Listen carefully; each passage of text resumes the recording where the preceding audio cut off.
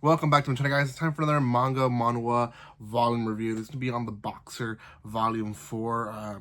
I'm kind of behind on the Boxer, trying to catch up to it. I think Volume 6 released this month. Volume 7 is releasing pretty soon as well. So, really want to catch up to it. I think I have all the volumes. Not really sure. I need to go through my books, but I think I do. So The Boxer is actually a really good series that I highly recommend. If you've never heard of it, it is a good series to start on when it comes to, boxing, action, drama type of series if you're into those type of genres. So before anything, this was sent by Yen Press, or by their subdivision Easy Press, and Easy Press is a company that releases a bunch of webtoons in manga form. So this is the physical form. It does read American style, so from left to right. It is fully in color, which, it does up the price a little bit more because it is fully in color. And if you know anything about publishing, color is money. So that's just what it is. So, but it's still worth the price. I reviewed 3 volumes already here, so if you haven't seen those, you can watch those after this video or before this video, however you want to do it.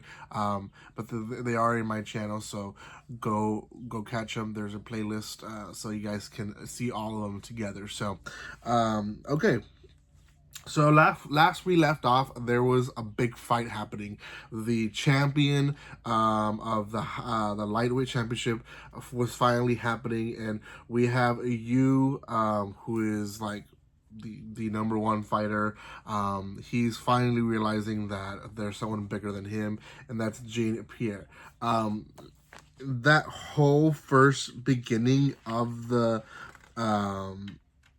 volume is their fight, and it basically kind of focuses on you, not so much on Jean Pierre. I mean, Jean Pierre has been more of a main character in the series itself, but we see the here's a good example. We see you basically go through so many motions of not understanding, but finally understanding. And when it comes to boxing and to wrestling and to fighting and any sort of that sport, and really any sport, if you've never lost before, you don't know how to lose. And he is kind of in that spot. He's been the champion for 10 years. He's been the number 1 fighter for a long time. He doesn't know how to lose. So even though he is definitely out of his league, he doesn't realize it, and he almost like tries to kill himself. Now, it doesn't happen. He doesn't actually commit, he doesn't keep fighting until he dies. That's because his wife does stop him. We do get a little bit of the background story in the 3rd volume, to be honest. Most of it is there, but Yu was abandoned as a young child. He was taken in by his family. His family had this daughter, and she and him grew up together very close, and they got married. He quickly finds out that he finds out that he's loved, but he also is raised without that maternally and paternally love, and he still ends up being very confused in what path he wants to take his life in, and decides that he himself wants to be a father. I think the wife confesses to him at one point that she's pregnant, and he wants to be a father. He gives up the fight, and at the end of the day, Jean Pierre,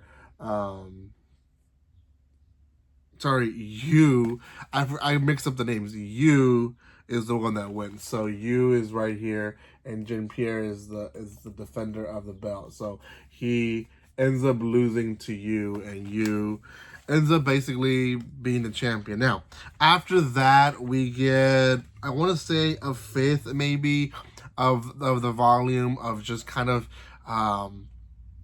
the aftermath, how he won, how people reacted, some characters that we've seen before in previous volumes, how they reacted to his win, how basically other thugs and characters as well who we've seen think of him, and then the story completely shifts itself to well, actually, we see kind of like this is the protagonist, I guess, that's going to be part of the story, which, again, it's like, who is the protagonist? We don't know. The story always keeps saying there's going to be a true protagonist show up. So we finally see the kid that we see in the beginning. He shows up, and he is the guy in the front cover.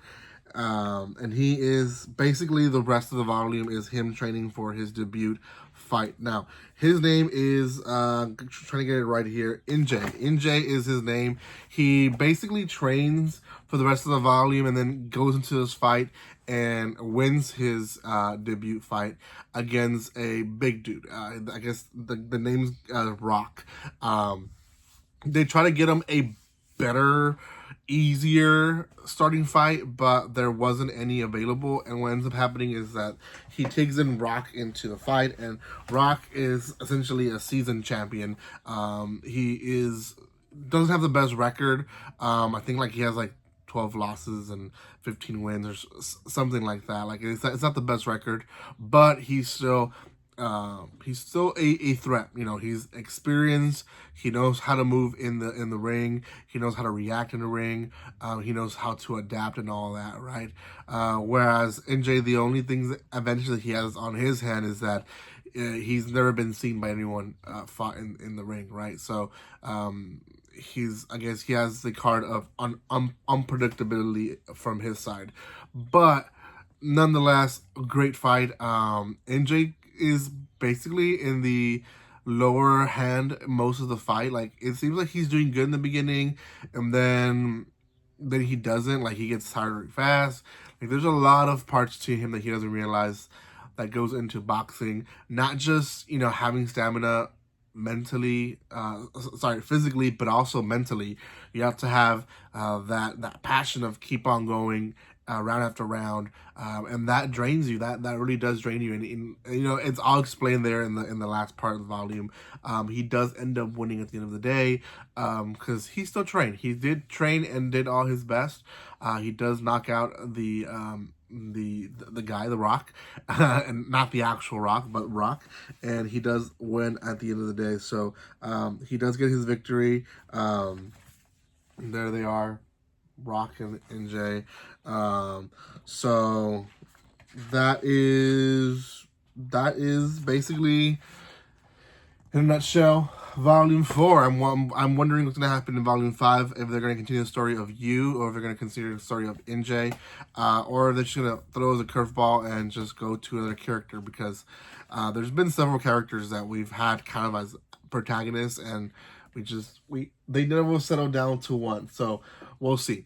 Thank you guys so much for watching this. If you haven't done so by now, make sure you subscribe to my channel. Check out my other videos by checking the stuff in the description below. And I will see you guys next time. Like always, don't be strangers. See you guys.